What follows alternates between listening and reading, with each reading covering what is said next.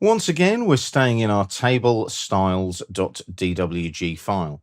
And as promised, we're now going to look at using the field command to actually take some information from the objects in our drawing and place it into the layer column and the area column in our table. Now, the lovely thing about this is I can double click inside a cell in my table like that. I'll get the little flashing cursor, but if I now go up to the text editor on the ribbon, there's the text editor contextual tab, in the insert panel, I've actually got field right there. I can right click over the selected cell, and you'll notice as well, I can insert field as well. So either way works. I'm going to click on insert field there. Now, this is where it gets a bit interesting because you get this weird and wonderful dialog box called field.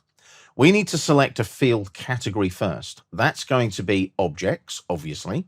And then we need to specify what field names we're going to use. So we've got count, formula, named object, or object. We just want object. Now, as soon as we do that, it's prompting us for an object type. So we click here to select our object. Now, before we do that, note we are in the rectangle row. So I click there to select object, and I select my rectangle. As soon as I do that, you'll notice I've got all the information about that polyline. So we are in the layer column.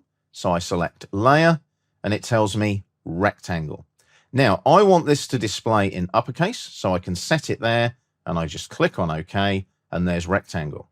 Now, when I click away, you'll see that the word rectangle from the field data there is a bit big. No worries at all. We click on the table, and we've got all these wonderful grips we can use. So I can now click on this grip here, and just move along a tad, click again, and make that particular column a bit wider. The area will need to be wider, so we'll click on this grip, take this along here a bit, and it all updates accordingly. Just hit escape now to deselect your table. Let's do that now for the layers for the other shapes. So I'm going to double click in here, and again, I can go up to field here if I want to. It remembers our field category and our field name selection object.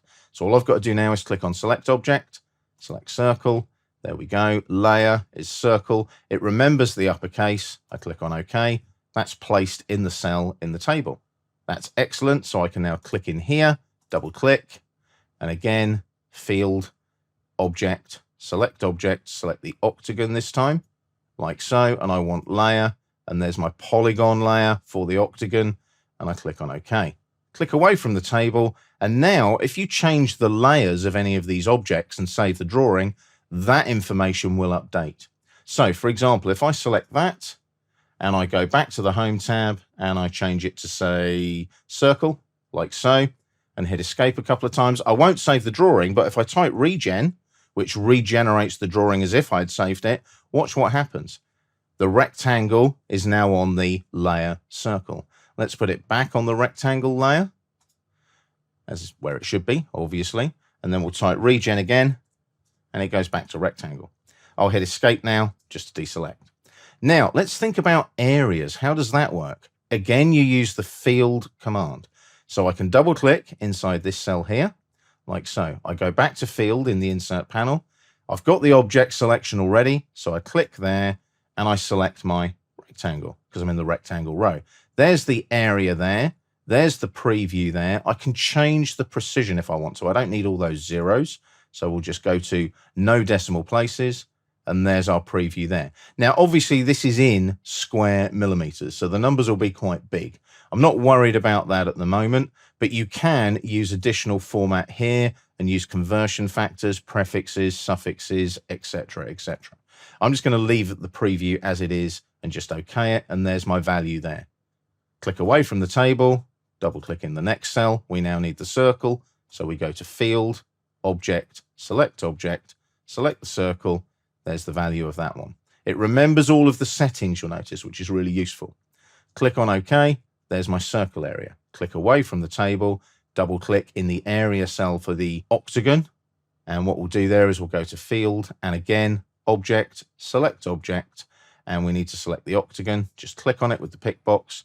There's the area of that one. And again, it remembers the settings. Click on OK.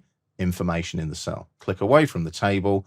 And if you just zoom out slightly now, you can see there that we've got our layer names and our areas from the actual objects in the drawing, utilizing that field command in our AutoCAD table. Now, this is a really, really simple example of an AutoCAD table and how you create the table style, how you design the table, and how you use the field command to bring information into the table.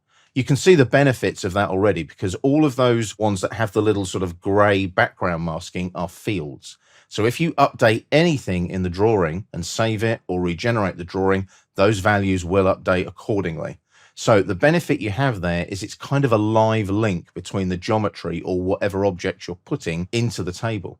So remember that, utilize that field command, and you can actually add data from your objects, your geometry, into your tables in your AutoCAD drawings.